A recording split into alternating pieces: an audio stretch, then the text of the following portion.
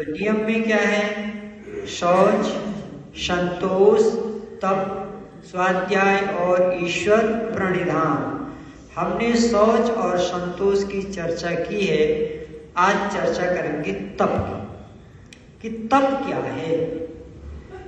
शहनम सर्वद्वंद्वानां तान तपः उच्यते, अर्थात जन्म से लेके मृत्यु समय तक जितने भी द्वंद्व जीवन में आते हैं, उन द्वंद्वों को सहने का नाम तप है। द्वंद्व क्या है?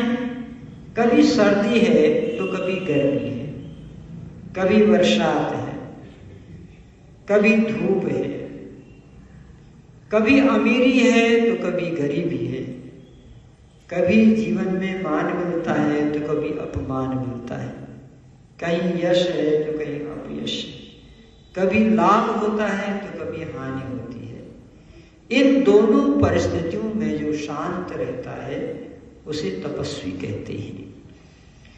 ऋग्वेद के अंदर मंत्र आता है, अतप्तं तनुर्नाम अददामः। जो मनुष्य तप नहीं करता वो कच्चा होता है। क्या होता है? कच्चा होता है। कौन कह रहा है? ऋग्वेद का मंत्र बोल रहा है। तप न करने वाला व्यक्ति कच्चा होता है, इसलिए मनुष्य को तपस्वी होना चाहिए। बिना तप के जीवन में कुछ भी नहीं मिलता है। बिन तपस्या त्याग के किसने भला प्रिय ध्येय पाया। साक्ष से तोड़ी गई बटी छानी रंग लाई, तब कहीं चरण कमलों में किसी ने है मेहंदी लगाया। बिन तपस्या त्याग के किसने भला प्रिय ध्येय पाया। खोज लाऊंगा शिया की यह कठिन व्रत कौन धारे। खोज लाऊंगा शिया की यह कठिन व्रत कौन धारे।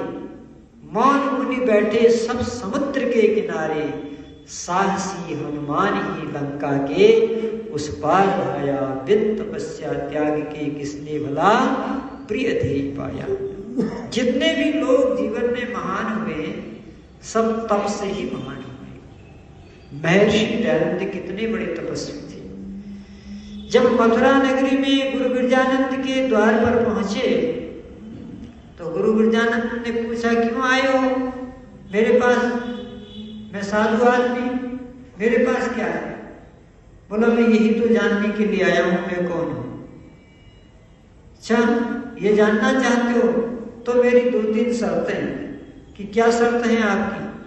कि पहली शर्त मेरी ये है कि मेरे पास जब तुम विद्या पढ़ोगे तो तुम्हें भोजन में नहीं दूंगा, तुम्हें अपने भोजन की व्यवस्था स्वयं करनी होगी। कल्पना करो, इस गुजरात की धरती में पैदा हुआ वो बालक जिसने पिता का घर छोड़ दिया हो, संसार छोड़ दिया हो, एक कॉपिन शरीर पे लपेट करके दुनिया में घूम रहा हो, और मथुरा जैसी जगह पर जहाँ उसका कोई अपना ही नहीं है, वहाँ पर वो भोजन की व्यवस्था कैसे करेगा? और गुरु कहते हैं, अगर भोजन की व्यवस्था नहीं कर पाओगे तो मैं तुम्हें पढ़ा नहीं पाऊंगा, क्योंकि बिना भोजन के भूखे तुम कैसे पढ़ोगे? भोजन की व्यवस्था और मैं दे नहीं पाऊंगा, क्योंकि मैं स्वयं ही आंख से हीन हूँ, मैं स्वयं ही प्रज्ञा चक्षु हूँ, मैं तो तुम्हें भोजन दे ही नहीं पाऊंगा। तुम्हें अपने भोजन की व्यवस्था स्वयं करनी होगी। बताओ, अगर कोई साधारण आदमी होता तो छोड़ के चल देता, लेकिन ऋषि दयानंद तपस्वी थे, तो वो भोजन की तलाश में जा रहे थे। उसी बाजार में एक अमरलाल जोशी नाम के सज्जन थे। उन्होंने स्वामी जी को देखा, बड़े हट्टे कट्ठा नौजवान है, बुलाया, कौन हो, कहाँ से आए हो, कैसे आए हो? स्वामी जी ने सारी बात बताई। बोले, गुरुजी ने कहा है कि भोजन की व्यवस्था करनी पड़ेगी, नहीं तो पढ़ाऊंगा नहीं। आप याद रखिए, जो भगवान को पाने के लिए गया हो उसको भोजन मिलना कोई कठिन बात है क्या? भोजन तो बहुत सरल बात है। पशु पक्षियों को, कुत्ते बिल्लियों को भी घूम घूम के भोजन मिल जाता है, वो तो मनुष्य है। लेकिन शर्त थी वहां। तो अमरलाल जोशी ने कहा, चिंता मत करो, तुमको जितना भोजन करना हो मेरे यहाँ करो, तुम पढ़ो, मन लगा के पढ़ो, भोजन की कमी नहीं होगी। ये है तप।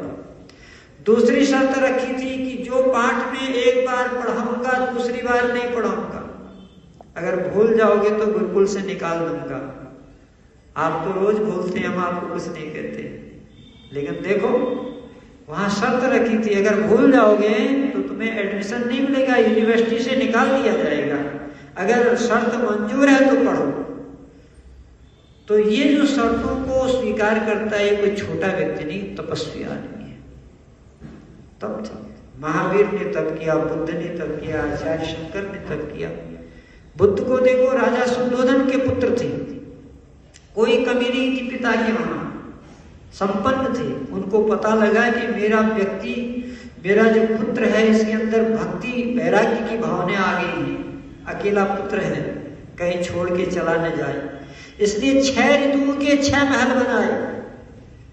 हर ऋतु में मेरा पुत्र इस महल में रहेगा, ताकि वो संसार को न छोड़े, संसार में बना रहे। लेकिन बुद्ध ने ठान लिया, मनुष्य मरता क्यों है, क्या मैं भी मर जाऊंगा?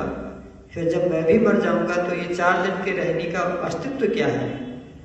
अमावस की काली रात को चीरते हुए बुद्ध निकल गए, तपस्या किया, आगे बढ़ गए।